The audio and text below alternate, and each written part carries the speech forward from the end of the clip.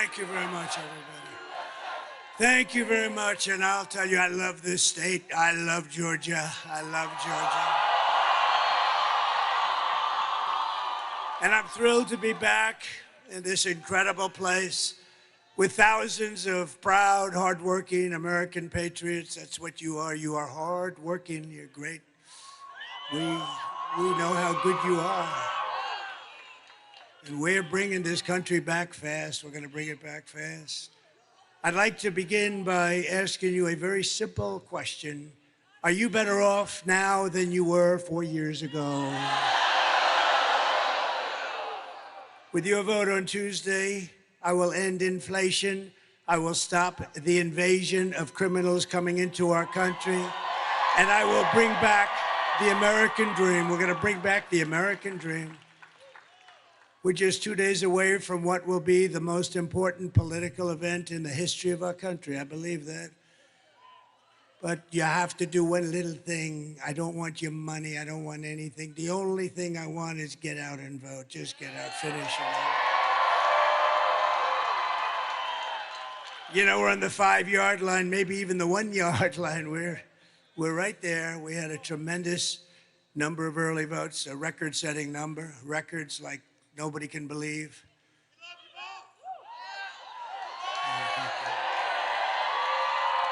Thank you.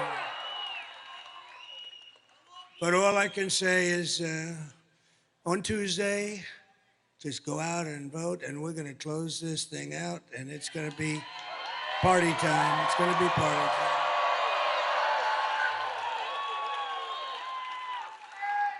And this is really all you need to know. Kamala broke it, and I'll fix it, and we'll do it very quickly.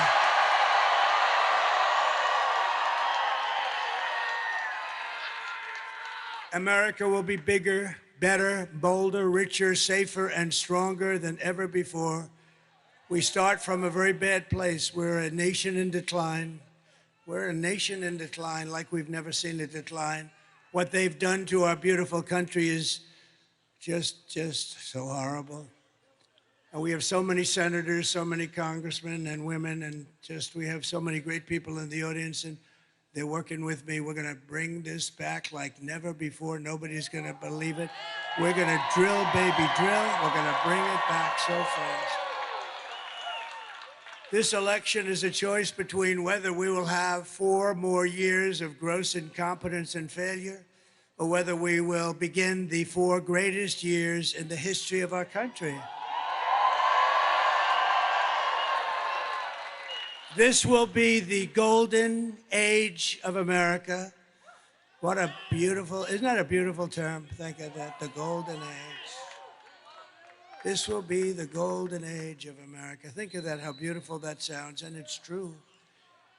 Remember, we have more liquid gold under our feet than Saudi Arabia, than Russia, than anybody.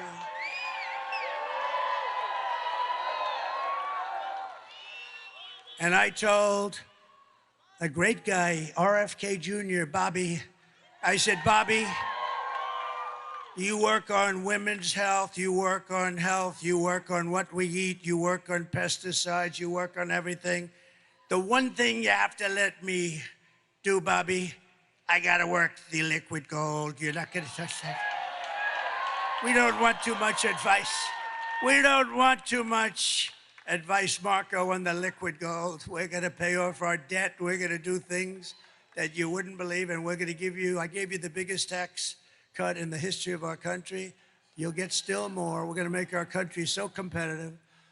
On Tuesday, you have to stand up and tell Kamala or Harris. You know, when I say Harris, nobody knows who the hell I'm talking about. I said, Harris was out tonight. Who's Harris, sir? Nobody knows who she is. But on Tuesday, you have to stand up and tell Harris that you've had enough. You can't take it anymore. You're the worst vice president in the history of our country. It's the worst administration in the history of our country. Kamala, you're fired. Get out. Get out. You're fired.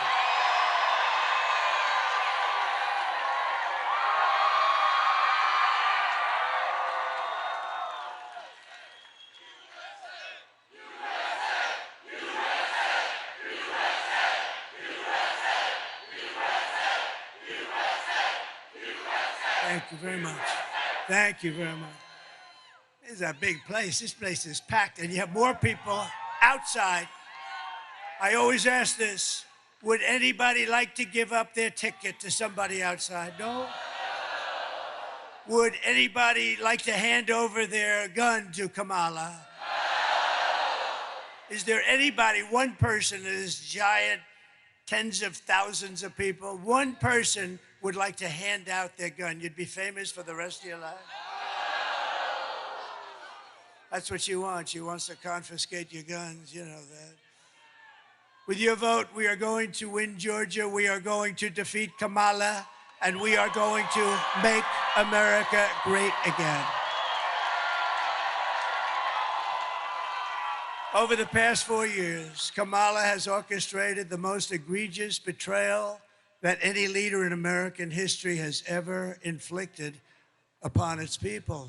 What she has done is not acceptable. It's so bad. She has violated her oath, eradicated our sovereign border, and unleashed an army of gangs and criminal migrants. I mean, we have migrants pouring in here by the tens of thousands that are criminals from jails, from mental institutions, terrorists. They come from mental institutions, and they come from insane asylums, and they come from all around the world, from Venezuela to the Congo. Lots of people coming from the jails of the Congo, stealing countless American lives, and they do nothing about it. These are open borders. They come in totally unchecked and unvetted. Just days ago, right here in your state, an incredible 25-year-old mom, beautiful mom, named Mimi Rodriguez Ramirez, was kidnapped from a Walmart parking lot that was safe. She was horribly abused and murdered, violently murdered. A week later, her body was dumped on a road, was found by the police in condition that they said they've never seen anything like that before. The animal who murdered Mimi was an illegal alien who came to Georgia to maim and kill people. It made no difference who they were. Mimi leaves behind a 9-year-old daughter and her absolutely wonderful mother, Carmen. Yesterday, my friend, a very wonderful man and a very patriotic and philanthropic man, said he had the fortune to make a lot of money, and he gives a lot of his money away. He's just very amazing. In fact, he made contributions to Georgia with your hurricane problems, and he made tremendous contributions to North Carolina, Alabama. Think of all these states, Tennessee, South Carolina, Florida. What a horrible thing that was. But my friend's name is Steve Witkoff, and he reached out to Carmen when he heard about it. And I'd like to ask Steve, he doesn't know I'm going to do this, and he may not want to speak in front of 40,000 people because I don't know if he's ever done it before. But Steve is just this incredible guy, and if it's okay with you, Steve, I'd love to have you come up and say some wonderful things about Mimi and Carmen and that incredible family that's been decimated. Steve Witkoff.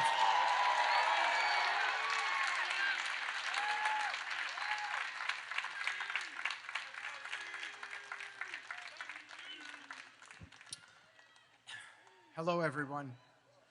The president is a lifelong friend of mine, and he is one of the best men I have ever known. I speak about him often, and I like to tell people about his humanity, his sensitivity, his empathy. I am a member of a very bad club. It's the club of parents who have buried their children. When my son Andrew died, there was one person who supported me unconditionally. That was President Trump and his wife, Melania.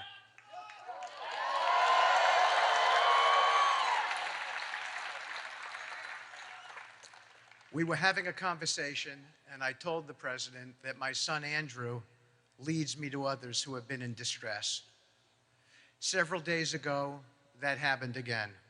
As a member of this audience, Josh McCoon, who you heard earlier, who's a great guy, told me about a Georgia woman, Mimi, who had been murdered.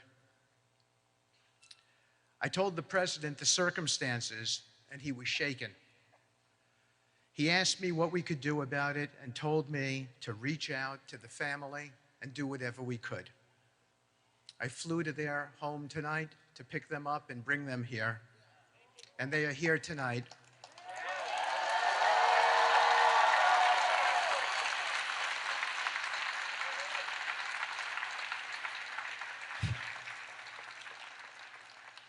Distraught and sad, but I believe uplifted, and they are Trumpers and have voted for him in this election, all of them.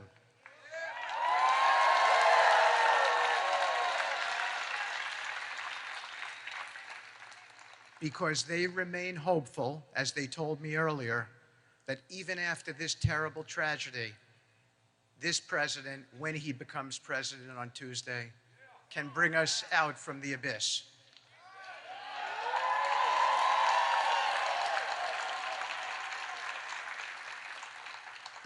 Let me tell you briefly about Mimi's family.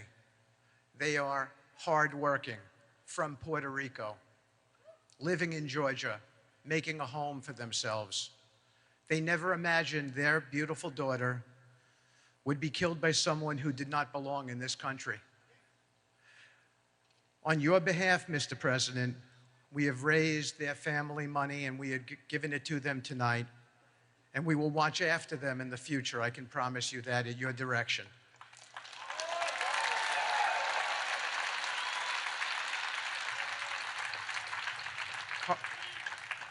Carmen, please come up to meet the next President of the United States.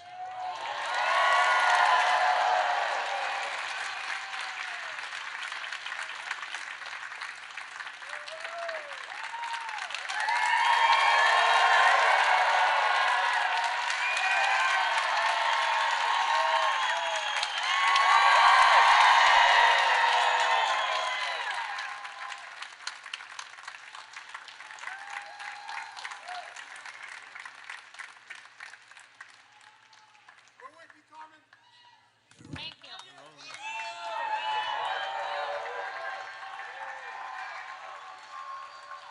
My name is Carmen Ramirez. I'm the mother of Minelli Zoe Rodriguez Ramirez.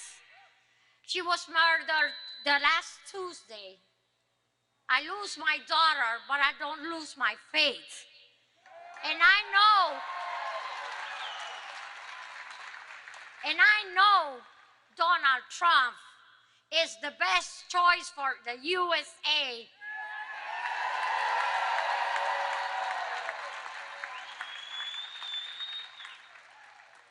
And not the best choice. He's the only one we need to save our country.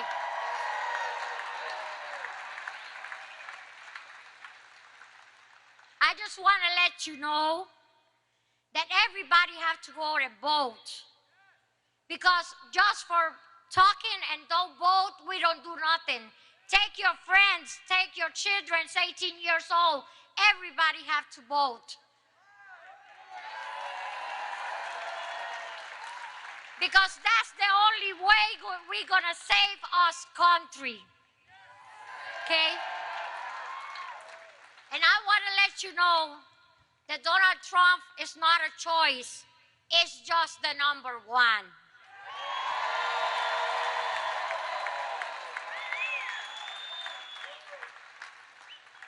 And Jesus let me come over here today to let you know that I have a 25 years daughter with a lot of life.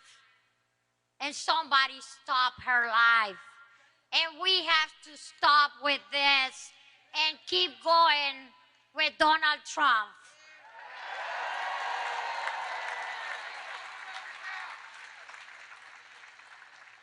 I meet Donald Trump in person. He's the most wonderful person that I see, that I know right now. He helps us.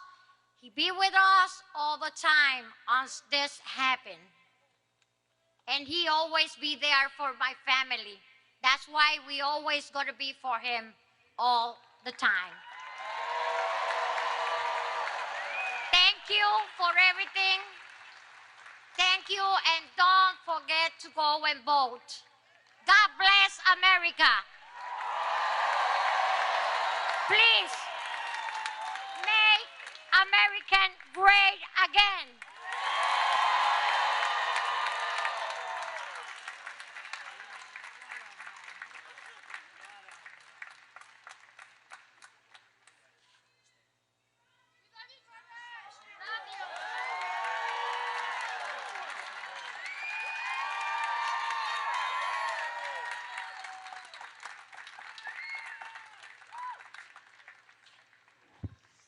Wow, what a job. What beautiful words. Can you imagine? I don't think it's her first language, and she spoke better than any person whose language is that particular language. That was incredible. Wow.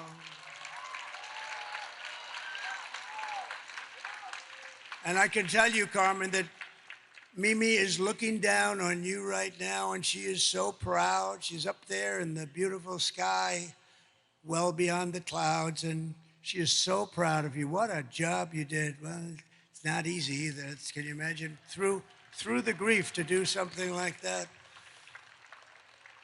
And we are so sorry for your loss. It's unbelievable. We're going to get that stopped. We're going to stop it. This is happening every day. Soon it'll be every hour. It's just, we're going to stop it. We hold Mimi in our hearts forever. And we'll be your friend, Carmen. We'll be your friend and your family's friend. Thank you. Thank you very much. These terrible atrocities against our citizens are happening every single day in cities and towns all across America. I want you to hear directly from another mom, great mom also, wonderful woman who I met just a week ago. Border Patrol gave me this incredible endorsement. They said he's the greatest president in the history of our country. I said, does that include Lincoln, Washington? And yes, sir. But then I told the story, but then one of the guys got up and he's 37 years old. He said, he's the greatest president in my lifetime. I didn't like that. He's 37 years. I like the other one much better. Greatest ever. No, the Border Patrol is great. They're incredible people, and they gave us a full-throated endorsement. And they have every year, frankly. They always endorse me, and they're incredible patriots. Them and ICE and law enforcement and our sheriffs. Our sheriffs are great. Police all over the country. They are really respected by everybody, but they don't understand because they don't get treated properly. And we're going to treat them properly, and they're going to solve our crime problem very easily. It's what they want to do. They're dying, you know what? They're dying to do it. They watch these stores being robbed, guys walking out with refrigerators, 500 thugs going into a department store, cleaning it out, some of them with refrigerators on their back. And they want to do something, but they're told to stand down, don't even think about it. You'll lose your pension, you'll lose your house. You lose all your money, you lose your family. And we're going to free them up to stop the crime in our cities and stop the crime in our country. And they know, I have to say, you know, somebody said, well, how would you do this? Because obviously we have to deport these murderers and drug dealers and terrorists. We have terrorists coming into our country at levels we've never seen before. You know, if you look at the numbers issued by the Border Patrol, in 2019, a Trump year, and I don't even agree with these numbers. They said I had 0 terrorists. Oh, by the way, bring down that board, please. Just my favorite board in the whole world. My favorite board in the whole world.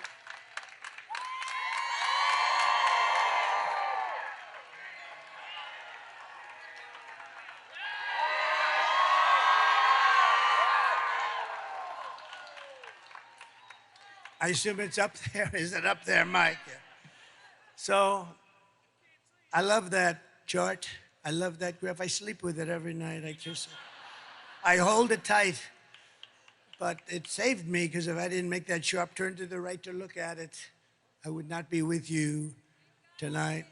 So if you look at the arrow on the bottom, that was my last day in office.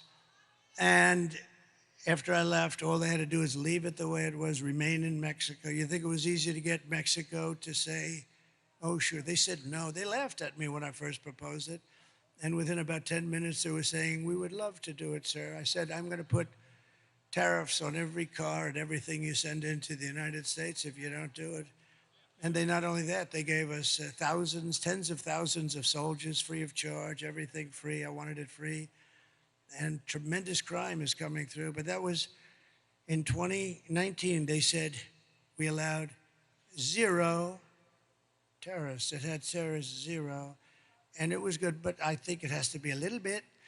But the following year, it was 16 or 19 terrorists. Now it's thousands of terrorists. They're coming from the Middle East and all over the world. Some of the worst in the world. We know the names. We have no idea where they are. But our local law enforcement does, you know. People say, well, how are you going to ever find? Our local sheriffs and law enforcement people are incredible, and they're dying to do the job. And they know their middle names. They know their addresses, where they come from. They know everything, and they're going to help us. And we're going to have the largest deportation of criminals in history. But I want you to hear directly from another incredible mother whose world has been shattered just recently also because Kamala let savage, illegal alien murders into our country through the open border. She has an open border, unvetted, unchecked, an open border. Please. Sunday night, I asked her to not stay up super late because of her coming to work with me in the morning to do her summer school. She said, okay. I told her good night and I love you. I went to bed, not realizing that that was going to be the last time I saw her. We're best friends. Yeah. We're going to shake it again. I woke up to notice she wasn't in her bed.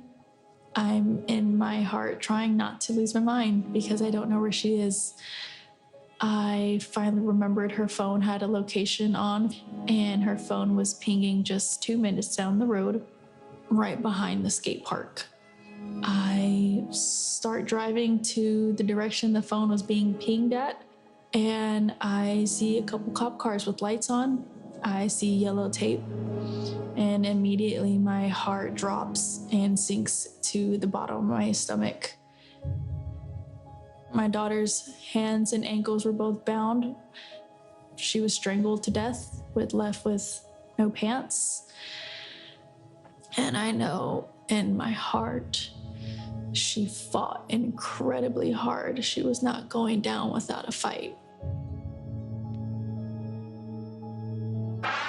We begin with 2 men we're learning are charged with capital murder tonight, accused of killing a 12-year-old girl. Police say these men strangled her before dumping her into that creek. Both men were in the country illegally. Apprehended, then released by Border Patrol less than 3 weeks before Jocelyn's death. The men accused of killing Jocelyn Nungare are affiliated with the gang known for brutal violence.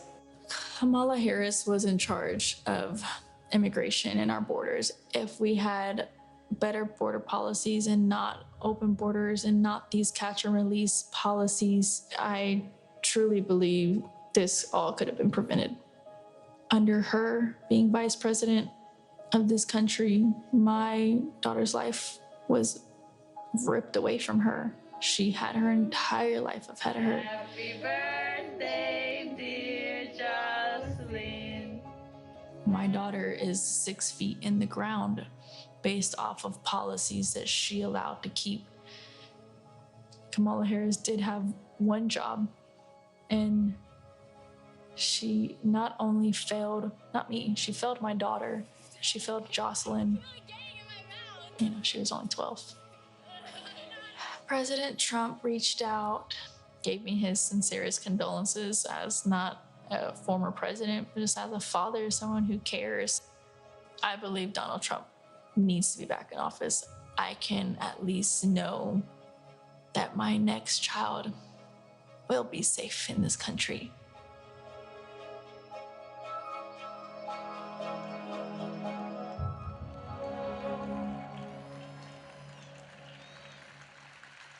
But isn't that just terrible? And this is taking place thousands of times a year, different forms, different ages, different types of crime, but ultimately ending in all cases in death, needless death. The day I take the oath of office, the migrant invasion ends and the restoration of our country begins immediately. And when you vote on Tuesday, remember this: Kamala is importing illegal alien rapists and murderers, draconian monsters who are killing our children, our brothers, our sisters, our parents, our friends. They're willing to kill anyone, these people. They are true evil. When I win, I will not let these animals into our country any longer. I will not let them spill one more drop of precious American blood. And I just want to thank you, Carmen.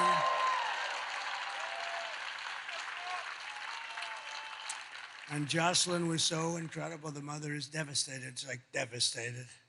She was devastated. You can never really be the same, can you? Just people say, oh, time.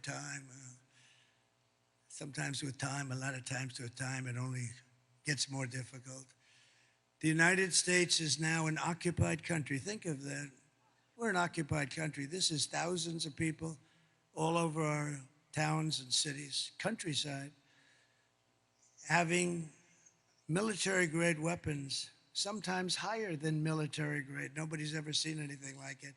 Where the hell do those weapons come from, right? But it will soon be an occupied country no longer. November 5th, 2024 will be Liberation Day in America.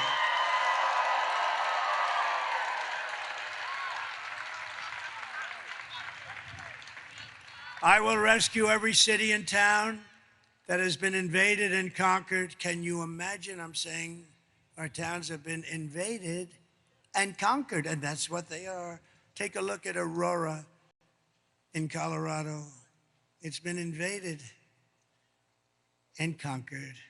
And we have a radical left governor of Colorado who doesn't know what to do. I know what to do. And we will put the vicious and bloodthirsty criminals in jail. But first, we're going to see if it works out. We're going to kick them the hell out of our country because we don't want to take care of them. And to expedite removals of Tren de Aragua and other savage gangs like MS-13, equally violent. They like using knives to cut people up because knives are much more painful than a bullet. They did it in Long Island. You remember 2 young girls walking to school in the morning, beautiful 16-year-old girls, and they were grabbed by MS-13 and they were sliced into pieces and killed. And all I can say, it's really good that we have great law enforcement out there and that we were able to call ICE, because ICE took care of business. They took care of business. And Kamala wants to defund ICE. Think of that. She wants to, she said, she said, they're not nice people. They better not be nice people. They're nice people. They're going to have a lot of problems with living, but they are tough as hell, but they love our country equally as much. They love our country so much, they just want to be able to do their job. So ICE and Border Patrol and all of you, sheriffs and law enforcement officers, and yes, firemen and sanitation men and you are on the A list, all of you. I will invoke the Alien Enemies Act of 1798. Can you imagine? That's when they ran it a little tougher. They weren't so politically correct in 1798. To target and dismantle every migrant criminal network operating on American soil. And if they come back into our country, it's an automatic 10 years in jail with no possibility of parole.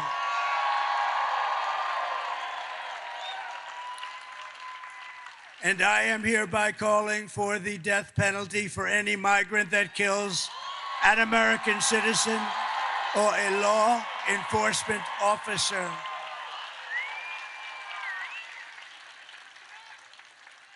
And I will immediately ban all sanctuary cities in the United States of America immediately. And as we secure our borders, we will also rescue our horrendous, you saw the numbers on Thursday, horrendous economy. Yes, it's that bad. I always said that if it's going to happen, let it happen on their terms. The numbers were the worst that I've ever seen. 4 years of Kamala and Sleepy Joe have delivered nothing but economic hell for American workers. Her inflation disasters made life unaffordable and cost families over $30,000 a year in higher prices. That's inflation, that's what it's done. You know, inflation in a lot of quarters is called a country buster. It's a country buster. It busted Germany many, many years ago. Germany was busted with rampant inflation. It's a country breaker, country buster like almost nothing else. And yet, it's #1 rated on the polls, inflation and the economy. And what you just saw with beautiful, beautiful Jocelyn, Mimi, and Carmen, what you just saw is #2. No, I don't think so. I think #1 is stopping these people from destroying our country and stopping them right now. We'll handle inflation. We'll handle inflation. You know how we're going to handle it. We're going to drill. We're going to get energy costs so low. We're going to get you. We have more than any other country. More oil and gas. I call it liquid gold. That's what it is. That's why I say, Bobby, please enjoy yourself. Just leave the liquid gold to me, please. We're going to pay off debt. We're going to reduce your taxes still further. They got the biggest tax cut ever, biggest regulation cuts ever. We had a great administration. And I will say that I got you into no wars with countries that you've never heard of. And yet I defeated ISIS. I rebuilt our military, and I defeated ISIS in about 4 years less than these stupid generals like Milley and Kelly and Mattis. Sir, it'll take approximately 5 years to defeat ISIS. How about we did it in about 4 weeks? With the real generals. Just this week, we had the worst jobs report in modern history. So the reason I put it second on the list is I wanted you to meet these incredible mothers and these unbelievable families that are just decimated because it's #1. It will always be #1 to me because I'm good at this stuff. I'll handle inflation. You'll be making so much money all of a sudden. It'll just be beautiful. Because if we get your energy costs and your interest rates and a couple of things down, it'll be even better than it was. You know, we had the greatest, strongest economy in the history of our country. We're going to do it again, but even better. And now I know Washington. Now I know, because I went to Washington very few times in my life. I didn't know anybody. Think of that. I became president of the United States, and I didn't know anybody in Washington. That's a problem. So I had to rely on rhinos and some others, and some very good people, too. And we had a lot of great people. Look, our trade deals have been unbelievable. Nobody can believe it even. And so many other things. Our right to try, one of the greatest things, right to try. We got so much done. All the regulation cuts. We approved more regulation cuts than any president in history ×5. That's why you had the great job. That's why you had the great job numbers. And it's really why we were the envy of the world. We were going at levels that nobody's ever seen. We got hit by the China virus, and we took care of it. We did a great job. You know, we turned it over with the stock market higher than it was previous to the virus coming in. I mean, it was sort of an amazing thing. Nobody had ever heard about this. Nobody knew anything about it. All we knew that all over the world, lots of people were dying, and we did a great job. Never got credit for that. Got credit for the great economy. got credit for knocking out ISIS and having no wars. I'm the only president in 82 years I had no wars. Remember crooked Hillary Clinton? She said, look at him, he'll create wars. Look at him, look at his attitude. Look at him, he's going to create wars. I said, no, my attitude is going to keep us out of wars. And that's what happened because they respected us. They respected us. But just this week, we had the worst jobs report in modern history, with only 12,000 anemic jobs created, and much of that was government jobs. We had nothing.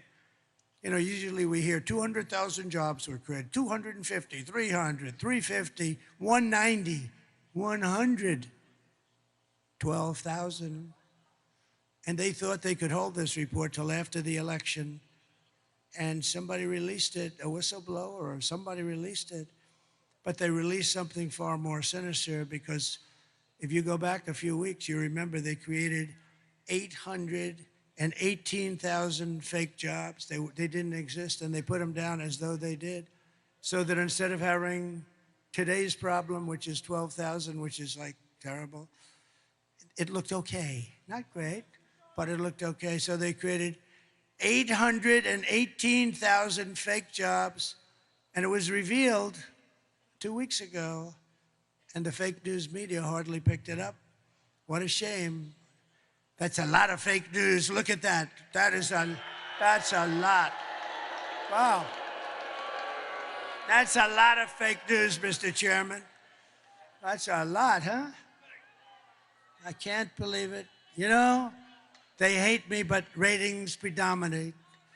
For the networks, ratings predominate over hate. But think of what they did. 818,000 fake. And then last week they had to revise the figures from the previous month, 112,000. So that's almost 1 million fake jobs. I call them fraudulent. Fake isn't strong enough. And they did that hoping that all of you people wouldn't have a chance to see before you pull the lever on Tuesday. But a whistleblower released the information on the 800,000 jobs plus. The whistleblower said, you know, there were not 800,000 and 18,000. You add them up, and then you add 100, think of it, 112,000 jobs. So you're close to 1 million jobs. And the whistleblower, some whistleblower, I never loved the idea of whistleblowing, but in this case, I liked it very much. But they thought it would be very unfair to go through an election. Somebody was being fair. They thought it would be very unfair. Could you imagine if those numbers, we have the election, and let's say there's a bad result, and then 3 days later they say that almost 1 million jobs were not created. I mean, you know, we would say they were fraudulent. They were fraudulent, by the way. If that were a Republican doing that, they'd probably be in jail by now.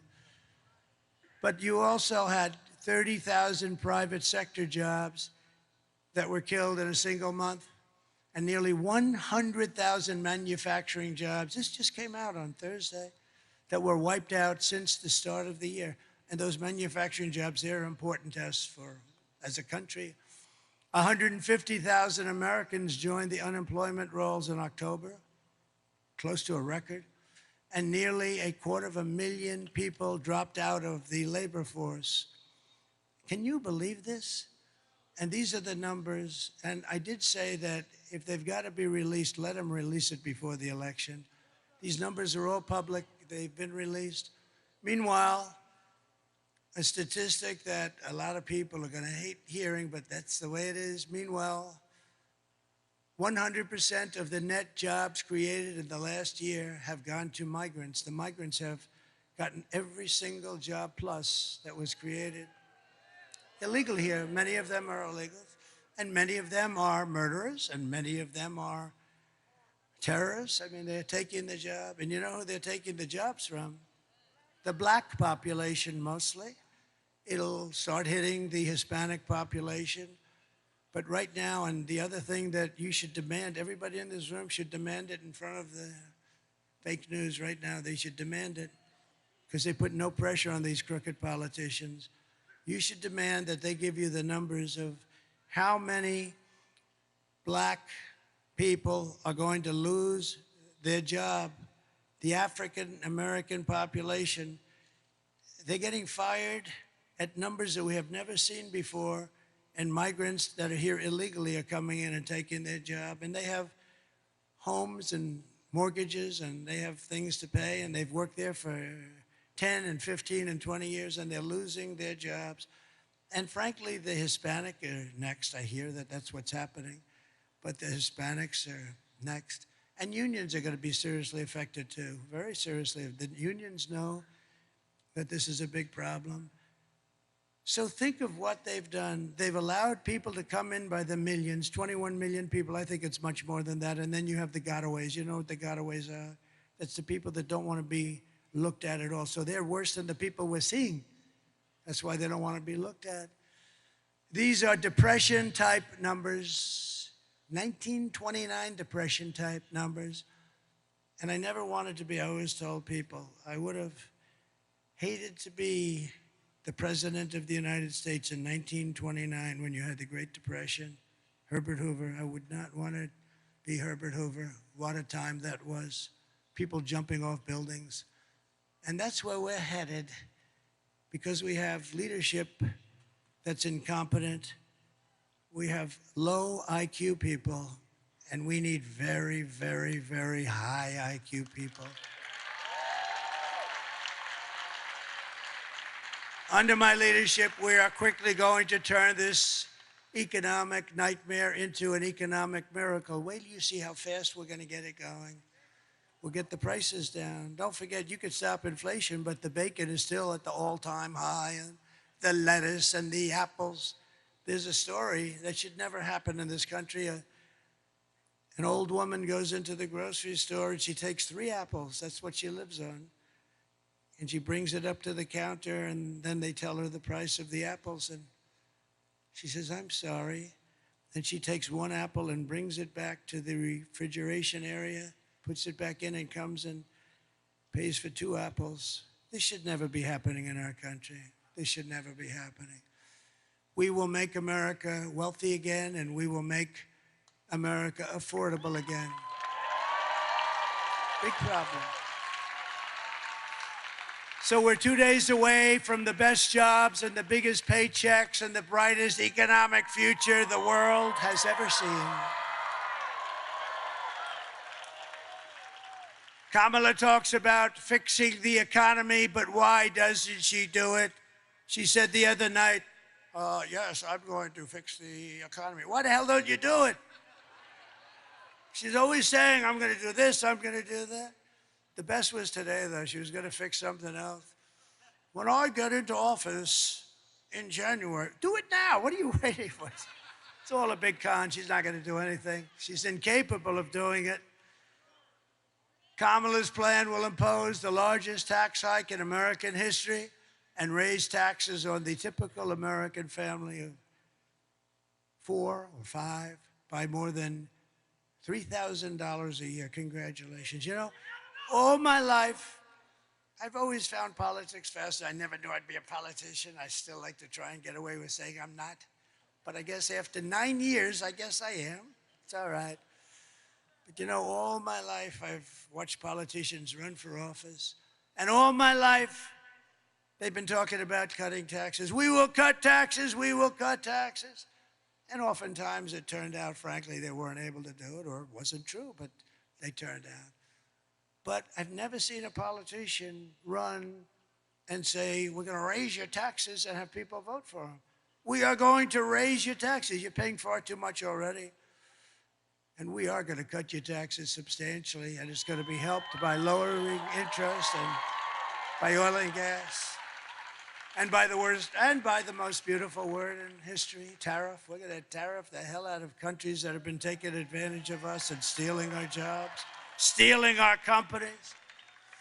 My plan will be massively to cut taxes for workers. We're going to cut their taxes and small businesses, and we will have, quite simply, no tax on tips, no tax on overtime, and no tax on Social Security benefits for our great seniors.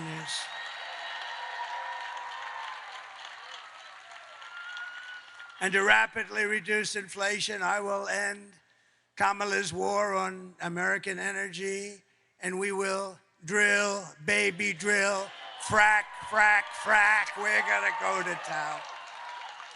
And I know those guys are, they don't call them wildcatters for nothing. They'll be drilling it so fast. Just the concept of what's gonna happen on Tuesday, we're way ahead. I'm not supposed to say that. My people say, please don't say that, sir. They'd like me to say that, yeah, we're a little bit behind, but if you get out, look, here's the story. You have to get it out. You have to vote Tuesday. It's all Tuesday. You got to show up in numbers that you've never seen before. And we don't need those kind, but you know what? We want to have so many votes that we can really do what we have to do to make our country great, to fix our country. We don't want to have like, and you know, it would be nice, it's obviously not necessary, but it would really be nice to have more votes than they do, because typically it's not great mathematics, because you take a place like Gavin Newsom in California. Did you see that his poll numbers have absolutely collapsed? Did you see that, Marjorie Taylor Greene? Did you see that? Gavin Newsom, one of the worst governors in history. But Gavin, his poll numbers are, what the hell's happening? What happened to his poll? But all of these people, they're just taxing you out. But the worst is, I was talking to Elon Musk. How great is Elon Musk? When I saw that rocket ship come in a week ago, I'm looking and you know, I told the story twice. I'm looking at that rocket ship and I'm on the phone with a very important person, very, very important. Even all these senators, even Herschel Walker would be impressed with him. Not that, Herschel wouldn't be that impressed. Herschel is, by the way, you're the greatest, Herschel. What a good man. They didn't treat him fairly. They didn't treat him fairly. You know, Herschel was very fast, very big, very fast, but he would always run around. But if perchance you couldn't run around, he would run through people I've never seen. He would carry 4 coal miners' sons on his back for like 12 years. They didn't know what, they're banging him, they couldn't touch him.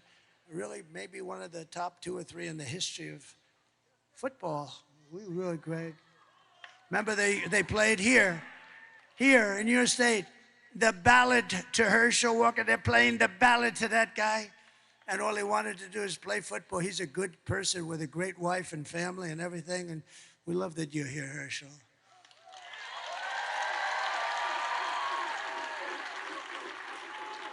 And as good as that Georgia team is, if Herschel was playing on it, they'd be very happy. Then we could guarantee it, but he's a special guy. He's a good guy. Really a great guy, smart guy too. So they would take all of the things that we're doing and they put them into a hopper, and what they do is destroy our country, and we're not gonna let it. We're gonna bring it back. We're gonna create millions and millions of jobs. We're gonna get those countries and to leave our companies alone. We're not gonna do it. And if you're gonna play games and if you're gonna steal from us, our companies, and give us unemployment and busted companies, we're not gonna let it happen. And if it does happen, we're gonna tariff you the hell out of business. We're not gonna let it happen. It's not gonna happen.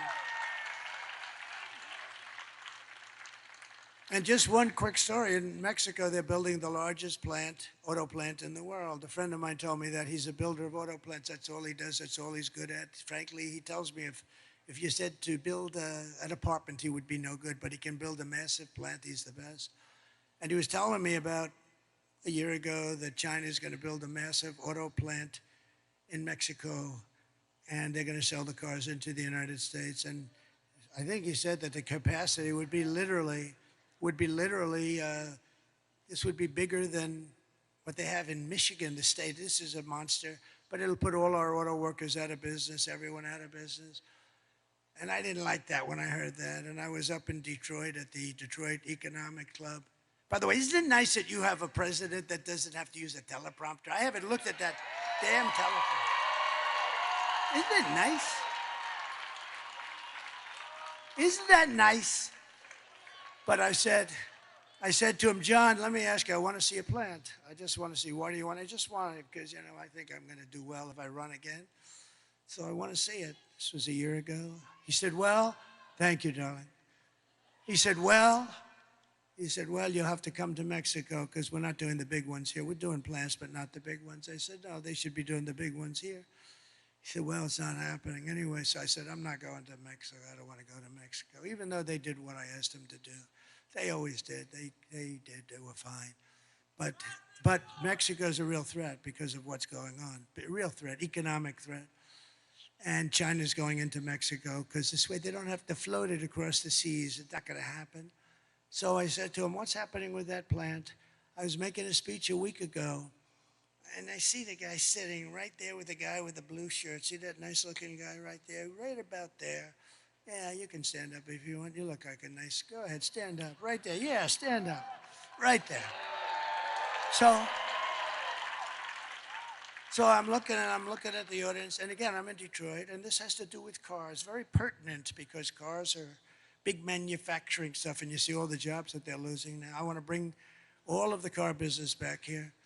So he's sitting, I say, oh, that's John. That's the guy that told me about the plant. So I finish my speech and I send out for John. He comes backstage. I say, John, how's that plant coming on, that big monster plant that China's building? Sir, they've decided they're not going to build it because they think you're going to be elected president. And if you're elected president, you're going to put tariffs on all these cars of 100%. And they're not going to be able to sell one car into the United States. And I said to the state of Michigan, you're so lucky, no wonder I'm leading Michigan by a lot. No, but there's a big thing. I mean, I said you're going to be paying tariffs like you wouldn't believe, and it's not going to be economic, and and they think I'm going to win. And they say if he wins, it's going to be impossible. Because I took in hundreds of billions of dollars from China. No other president took in 10 cents. Barack Hussein Obama took in nothing. He just talks. He talks all the time. Talk. And a terrible thing happened 2 days ago. I've always treated his beautiful wife, Michelle, I've always treated her with great respect. But she hit me hard over the last. What was that, front row Joes? Look at the front row Joes. They've been to like 300 rallies.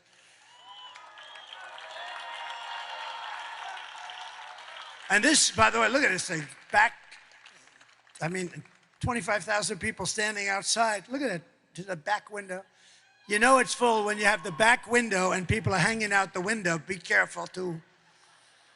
But this isn't a rally. You know what this is?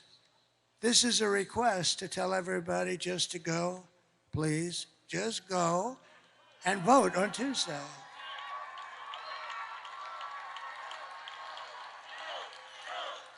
This is not a rally. It should be a rally. But we want you to go vote. So I believe in America first. It's going to be America first. And you don't hear that often. But our country is going to be so successful. It's going to be so rich. Your taxes are coming down. Your jobs are going up. And we are going to indeed have an economic miracle. And it's not going to be that hard. And it's really something that others do to us, the smart ones. There are no dumb ones. We're the dumb one. I have never seen a good trade deal made. I changed the deal with Japan. I changed the deal with South Korea. I changed a lot of deals. But we're at a disadvantage because we had long-term deals. But I didn't care about that. I said, we're changing them. I don't care. I didn't care because I don't know how the hell they got those deals. Those deals, there's two ways those deals, it's like the voting stuff. There's two ways those deals were made. Either the person that made them was corrupt or stupid, because you had the worst trade deals ever made by any country ever. Anyway, we started changing that all around, and we were doing unbelievable. We had the greatest economy in the history of the world. We were leapfrogging and lapping China. China was going crazy with me. Please don't put any more tariffs on. I saved the steel industry. If I didn't put, they were dumping steel. You remember that. If I didn't do that, you would have no steel. And by the way, I don't want U.S. Steel, the greatest company in the world 70 years ago, to be sold to Japan. I just don't want that to happen. Everything Kamala says is a lie. She has no vision, no ideas, and she has absolutely no solutions. But take a look at this for a second, because this is just terrible. Take a look.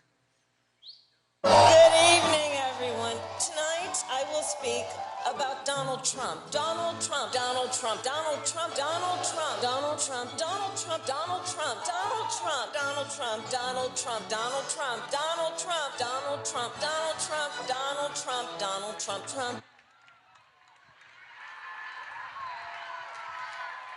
I can't stand it. I can't stand it, Marco. So, no, this was the other night. She made a speech. Every sentence was about me.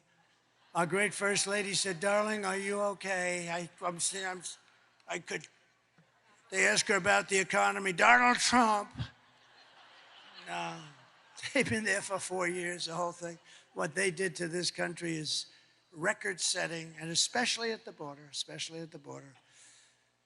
because that inflation's going to come roaring down. You know, as soon as we open up the gas spigot, the oil and gas, you know, we had $1.84. You know, I used to say $1.87. I was corrected by the government manuals. So I said, I'll take it 3 cents. But we had $1.84 gasoline. Do you like that? How does that sound? Today you're at $3.75, but if anything happened with the election, you'd be at $7, $8, $9 a gallon.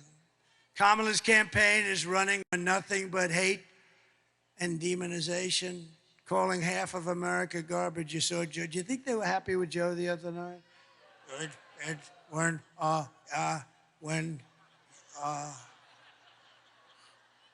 His people are garbage. They are garbage. Oh, I said, oh, is he screwed now with them? He says, Sarah, that's lasted for what, about 5 days now? This is not good. And perhaps that's why we're leading by so much, but that's not really the reason. The reason is that first little question I put. We built a great, great economy, and their economy is terrible because of inflation, in all fairness, largely because of inflation, but if inflation's a real bad word. Meanwhile, Kamala says she would not do one thing differently from Joe Biden, which in itself is disqualifying. I wouldn't do one thing. How about the 325,000 children that are dead, missing, or slaves? She wouldn't do that different. Our country is almost at a 90% wrong track, the highest in the history of our country, and she says, oh, I would do nothing different. Take a look. Would you have done something differently than President Biden during the past 4 years?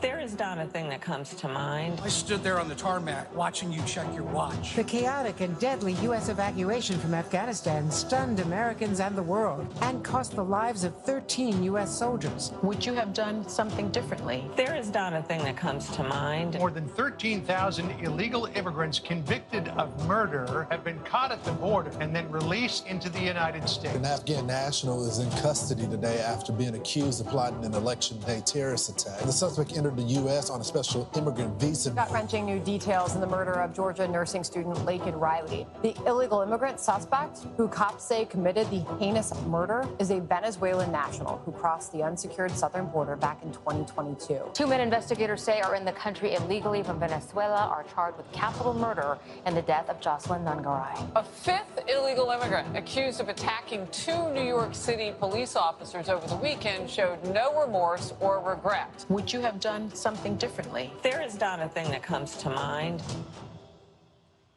Can you believe it? Nothing.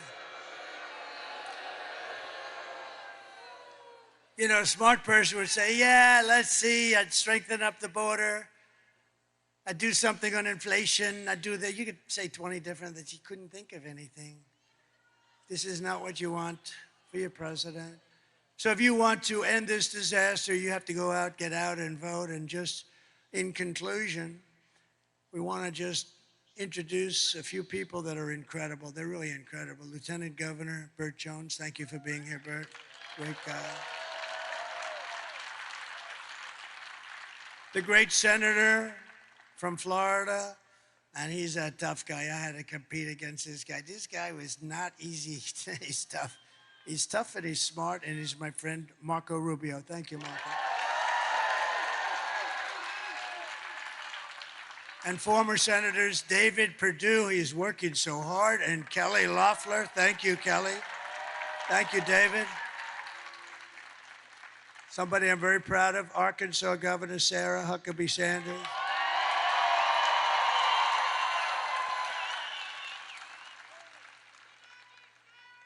Representatives, warriors, by the way, Andrew Clyde, Austin Scott, Mike Collins, Marjorie Taylor Greene.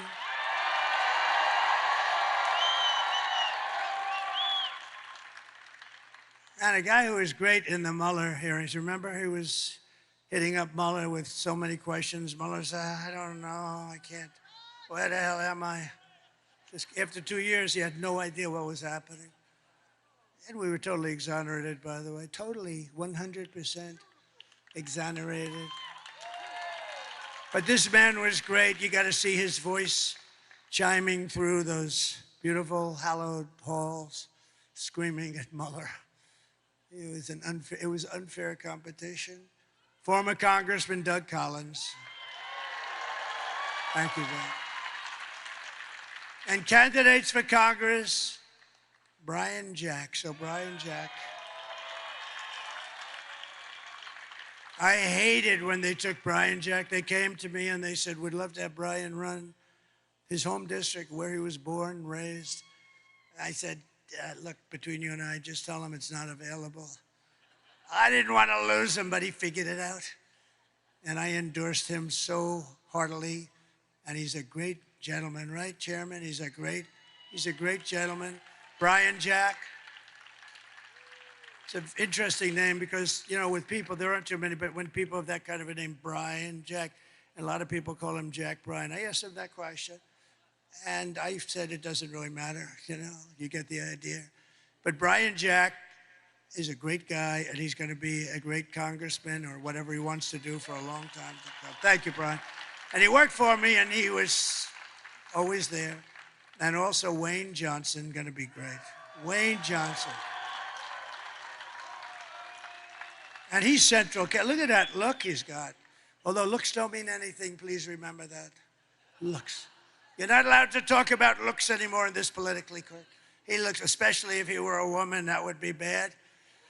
And you know, nowadays with this administration, you can become a woman if you'd like. I don't think you should. I have a feeling that he's going to take a pass. Do you believe what's happening with that whole situation? But I hear you're doing great, and you're going to be very successful, and you do indeed have the look, whether I'm supposed to say it or not, who cares? Thank you very much.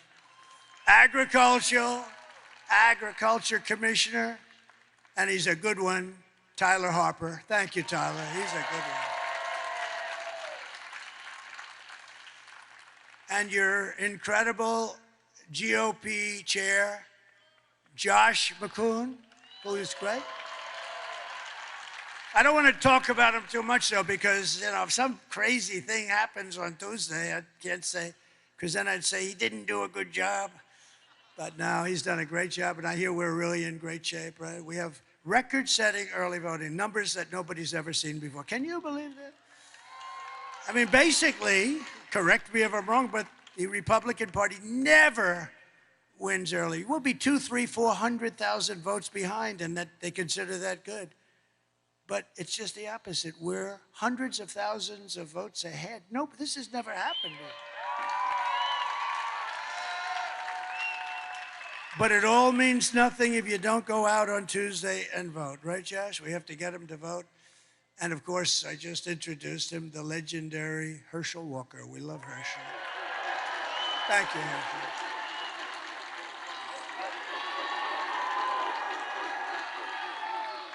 You look good, Herschel. I also want to send our prayers to everyone here in Georgia who's still recovering from Hurricane Helene. And I want to also thank you, Governor. He's been very gracious. He's working very hard on making sure that we win this vote on Tuesday. So I want to thank very much Brian. That's very good. That's really nice. Thank you very much. Everybody's working as a unit because winning this vote, and by the way, winning this state, we win this state and it's over. It's over. So get out there and do it. Kamala's hurricane response was a disgrace and actually a betrayal. It was just reported that almost 50% of phone calls to FEMA for disaster aid went totally unanswered. You know why? Because they spent their money on illegal aliens, people coming into our country illegally, many of them very bad people. So you cannot trust this person.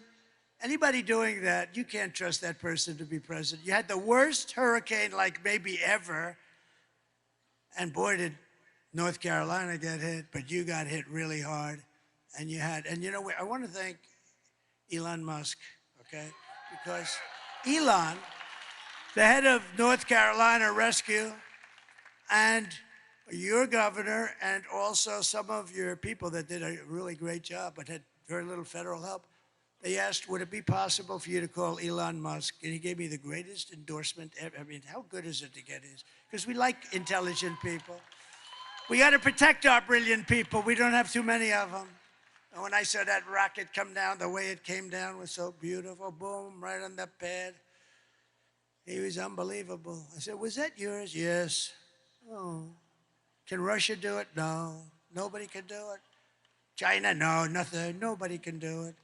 And I said, he does something called Starlink. And the man from, a very good official, by the way, state official, he's from North Carolina. He said, sir, could you call up Elon Musk? I know you have a good relationship. We want Starlink. I said, what the hell is Starlink? Tell me about it. It's a communication system. All of the wires in parts of Georgia, too.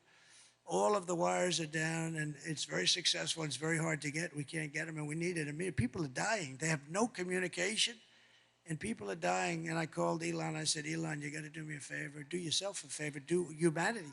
They got to get this thing you have called Starlink, and you got to get it fast, Elon. And I talked to him for a couple of seconds, literally, and I got a call from the guy from North Carolina thanking me for getting Starlink. I said, how the hell did you do that, Elon? He said, well, I can do two things at one time, can't I?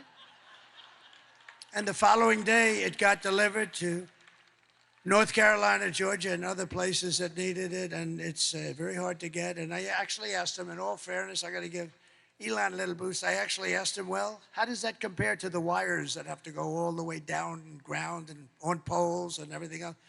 He said, actually, it's much better. So I said, you know, got to rethink that whole situation. But Elon has been great in that way. You know where he is right now? He's campaigning for me in the Commonwealth of Pennsylvania. Can you believe it?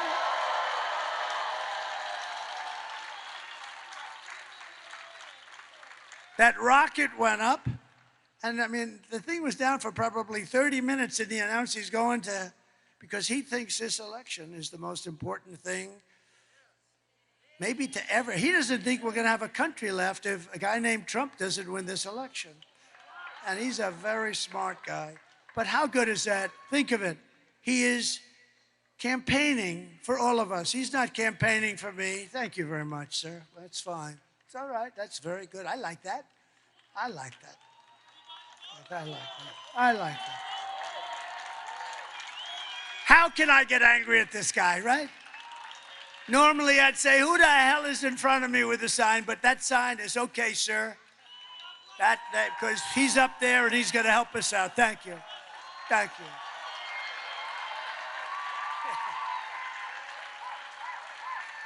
Thank you very much. That's all right. Thank you very much. That's good. That's good. Isn't that nice, actually? See, now a stupid person would say, get the hell out of here. That would be the end of the night. That would be, Josh, that would be the end of the night, right? No, that's very nice, actually. So just in closing it out, here are some of the facts. Kamala is a radical left Marxist, rated even worse than crazy Bernie Sanders or Pocahontas herself. She destroyed our economy. She was an original creator of defund the police. Think of that. And anyone who wants to defund our great police for even a day or a week is not worthy of being president of the United States, because that's their thinking, that's their ideology. Kamala vowed to abolish ICE. Can you believe it? Let's go, ICE, get out of here. We'll take care of these tough killers. She wouldn't do it. Tell you who wouldn't have the guts to do it. Liz Cheney wouldn't have the guts to do it. Liz Cheney, ooh. She's a big talker. We're going to put thousands of soldiers and they'll die, they'll all die, and I'll be sitting home with my dad who ruined, think of all the people that are dead right now. And then they wonder why Kamala's doing so badly with the Arab Muslim population in Michigan. You see that? They're doing bad. Who the hell, if you're a Muslim Arab, you're from that part of the world, who the hell's going to vote for her? Her father unleashed a spree of death on all of their countries, and then she doesn't understand. See, I would say that Kamala's pick of Liz Cheney, Marjorie, is not the best. And they're wondering why they have virtually no votes from that particular community. I thought about it. It took me about a second. I said, wow, that's not a very good person to be campaigning with, I don't think. They went from 100% approval to about 4% now. And you know who's got the approval? Me, because I want to see peace all over the place. We had no wars. She pledged to confiscate your guns and endorse a total ban on handgun ownership. She ruined San Francisco, probably the greatest city in our country 20 years ago. She destroyed it. And she's not going to be allowed to destroy our country. She even called for free sex changes for illegal aliens in detention at taxpayers' expense. And perhaps, worst of all, she never worked at McDonald's. She never did. She lied about that. So with your vote on Tuesday, we're going to fire Kamala and we are going to save America. We will cut your taxes, end inflation, slash your prices, raise your wages, and bring thousands of factories back to America and back to the good old state of Georgia. We will build American, we will buy American, and we will hire American, and the jobs are going to be pouring in. And I will end the war in Ukraine, which would have never happened if I were president. And I will stop the chaos in the Middle East. October 7th would have never happened if I were president. And I will prevent World War III from happening. Because this would be a war like no other. This would be a war, the level of destructive power. This would be a war like no other, but it'll never happen. But it could happen with them. It will happen. I'm most worried about the next 3 months. That's what I'm worried. I'm actually worried about the next 3 months. We will crush violent crime and give our police the support, protection, resources, and respect that they so dearly deserve. We will strengthen and modernize our military. I rebuilt our entire military, but they gave a lot of it away to Afghanistan. Can you imagine that? They gave billions and billions of dollars away, but it's still only a fraction of what we have. We rebuilt the military. We've got to touch it up anyway. We're going to touch it up. And I rebuilt the nuclear arsenal, and I hated doing it because it's obliteration. We don't want that to happen. And, you know, Russia and myself and China were talking about de-escalation, actually, of nuclear. We had that going, and then this stupid thing happened with the election. And you think Biden thought about that? He can't figure out how the hell he goes up to bed. And besides that, I was just thinking the other day, you know, you have countries, and when somebody calls, like Putin calls, or President Xi, who's a fierce individual, somebody said, what's he like? He's a very smart guy, but what's he like? Well, he's a fierce individual. He really is. He's fierce. When you get into an argument with him, you know you've got an argument going, right? He's a fierce, and he loves China, and we love the USA, right? So, but I was thinking today, let's say you're China, and you want to call the United States because there's a conflict or there's a problem, who the hell do you call? There's nobody. Do you call her? Do you call... He's not going to be answering your phone. He only works about 2 hours a day. And I understand. I mean, it's okay. But she can't really do it. She hasn't got the aptitude or the IQ or anything else. She can't do it. So who the hell do you call? Oh.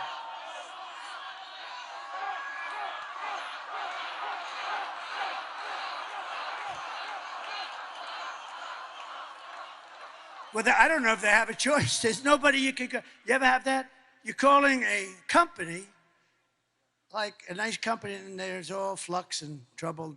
You don't know who to talk to. Here's on a much larger scale, to put it mildly, the largest scale in the world. You call the United States because we have a problem with something. You have no idea who the hell you're talking to. We will build a missile defense shield, all made in the USA, wrapped around our country to defend ourselves and our country. It's all going to be made in the United States, and a lot of it in your great state. We'll put Herschel Walker in charge of that little sucker, okay? And we're going to do that. It's so important. You know, it's our technology. I know a lot of people say it's our technology, and we're going to use that technology at an even higher level. You know, when you see Israel with 187 rockets blasted, and almost all of them are knocked down, well, we got to have that kind of capability too. And we're the one can do it better than anybody. You know, Ronald Reagan wanted to do it, but we really didn't have the technology. He was great, but we didn't have the technology then. It would have been a terrible thing, because we would have had it, it would have never worked. But now we have technology where it can knock a pin out of the sky. It can knock a little pin this big out of the sky. It's incredible. We will rebuild our cities, including our capital in Washington, D.C., which is a mess, with graffiti on our marble, beautiful Carrara marble columns all over the city, graffiti and filth and crime. We're going to make it beautiful again, and we're going to rebuild our cities. We're going to work with Democrat mayors and governors. We'll probably have to, and we're going to make our cities beautiful and safe again. We'll work with them if we have to. And we will teach our children to love our country, to honor our history, and to always respect our great American flag. And we will get critical race theory and transgender insanity the hell out of our schools.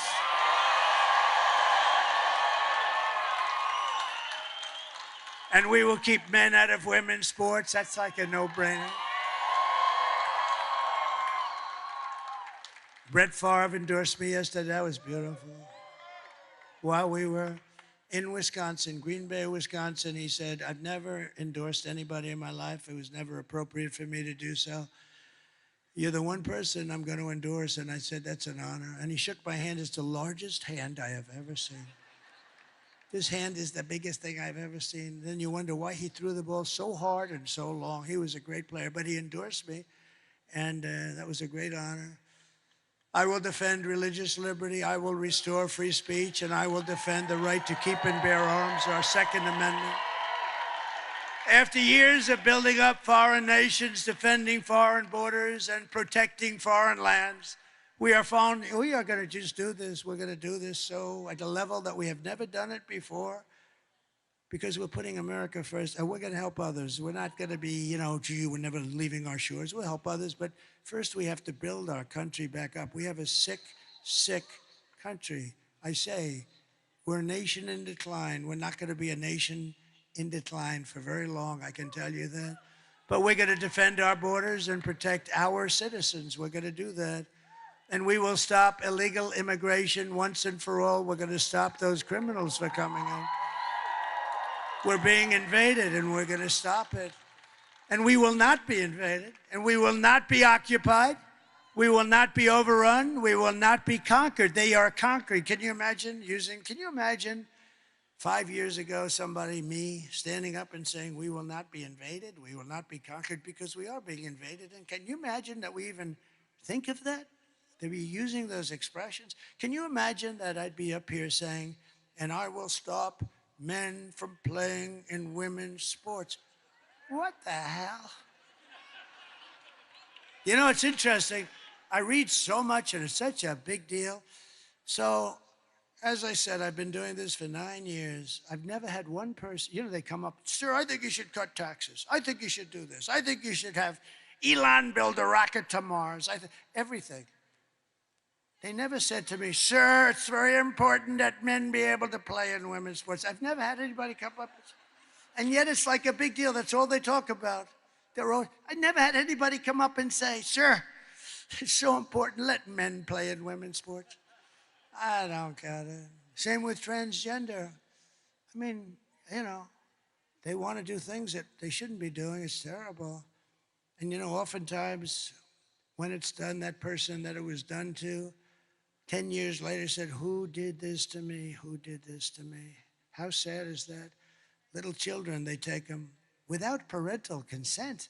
Can you believe it? It's not even possible to believe. And we're going to change it all around, and the people in the, because you know what? We're the party of common sense. We're the party of common sense. We will be a free and proud nation once again. Everyone will prosper, every family will thrive, and every day will be filled with opportunity and hope, and always filled with that beautiful American dream. Your children, I mean, you want your children, yourself, but you want your children to have the American dream. And they're going to have it. They're going to have it. They're going to have it very, very soon. But for that to happen, we must defeat Kamala Harris and stop her radical left agenda with a landslide that is too big to rig. So on Tuesday, see, it's very simple. For 2 weeks, I've been saying, call this number, that number, you know, early voting, late voting. We should have one-day voting with paper ballots, voter ID, and proof of citizenship. Yes, I'm a United States citizen. And you know what? The voting would be concluded at 9 o'clock. The winner would be announced, and the loser would be announced at 9:30. You would save hundreds of millions of dollars. Do you know that paper ballots, actually the paper is highly sophisticated. It's called watermark. I mean, it's like got fingerprints on it, very sophisticated.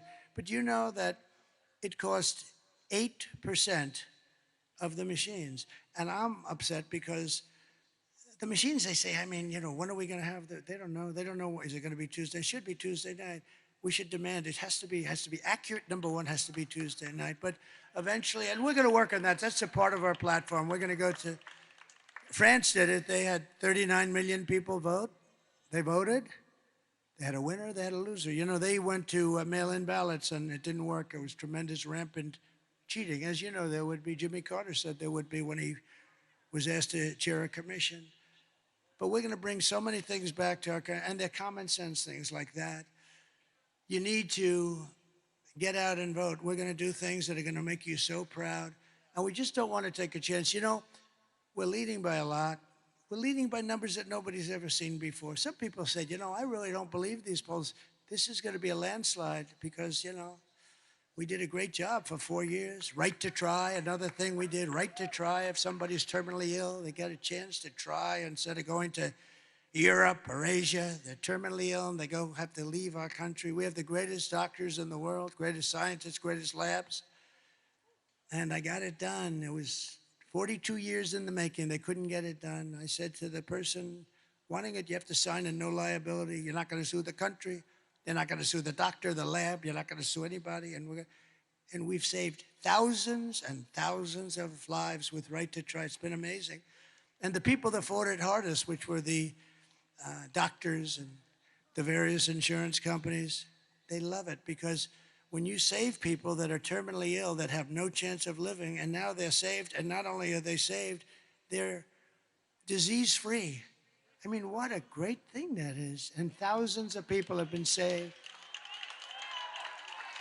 For the past 9 years, we have been fighting against the most sinister, corrupt forces on earth. With your vote in this election, you can show them once and for all that this nation does not belong to them. This nation belongs to you. Belongs to you. It was hardworking patriots like you who built this country. And 2 days from now, It is hardworking patriots like you who are going to save our country. 2 days, 2 days. What a beautiful sound. What a beautiful sound, 2 days. Oh, please, please, please help this country, please. After all we have been through together, we stand on the verge of the 4 greatest years in American history. You watch. It's going to be so good. It's going to be so much fun. It'll be nasty a little bit at times, and maybe at the beginning in particular, but it's going to be something that we're going to go to heights that this country never has reached and nobody ever even thought it could. You're going to see things that you're not going to believe. With your help, from now until Election Day, we will restore America's promise and we will take back the nation that we love. We love this nation. That's why I'm doing this. I didn't have to be here tonight. I could have been on a beautiful beach somewhere. The sun pouring down on me, the waves, saltwater waves hitting me in the face. I love those properties, but you know what? I love this much more. It's not even a contest.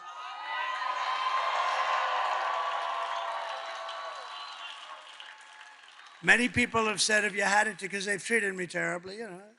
Look, they treated Andrew Jackson, President Andrew, a great general and a good president. They treated him the worst up until me. They treated Abraham Lincoln is considered the second worst. They treated him but he was in a civil war, in all fairness. I guess that makes sense, right? He had a civil war. But now I think there's no question about the fact that I got treated the worst. Think of it. And it did, I mentioned before. I got treated worse than Alphonse Capone, one of the greatest killers in the world. Scarface, and my father's looking down. Probably he's looking down, but my mother is definitely looking down. My father, you know, a little questionable. But no, he was a tough guy, but he was a great guy and a good guy. But we're one people, one family, and one glorious nation under God, under God. We will never give in. We will never give up. We will never back down, and we will never, ever surrender. We're not surrendering. We're there. We're there. You got to get out and vote. We're there. We're actually on the 1 yard.